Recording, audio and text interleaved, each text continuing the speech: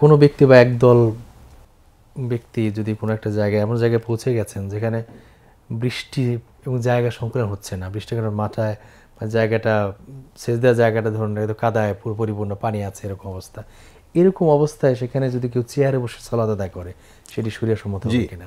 যদি সেখানে বসার অর্থাৎ মাটিতে সেজদা দেওয়ার বসার কোনো সুযোগ নেই, কাদা হওয়ার কারণে, বৃষ্টি হওয়ার কারণে, ঘন মানুষ হওয়ার কারণে, তাহলে সে অবস্থায় কেবলামুখী হয়ে তিনি সালাত আদায় করবেন।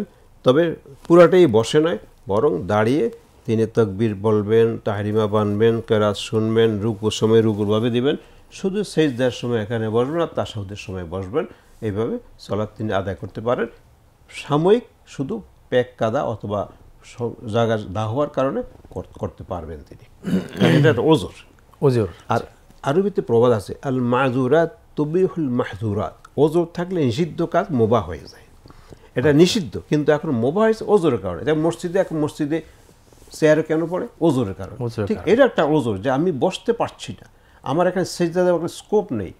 ওইটা হয়তো শারীরিক কারণে, এখন জায়গার কারণে। ওখানে শারীরিক কারণে সেজদা দিতে পারে না, মাটিতে বসতে পারে না। এখানেও আমার জায়গার কারণে, জায়গা নেই, আমার পানি আছে, পানি আছে, কাদা আছে, আমার জায়গাও নেই এখানে। সেই অবস্থায় ওজরের কারণে আমি পড়বো, কোনো অসুবিধা নেই।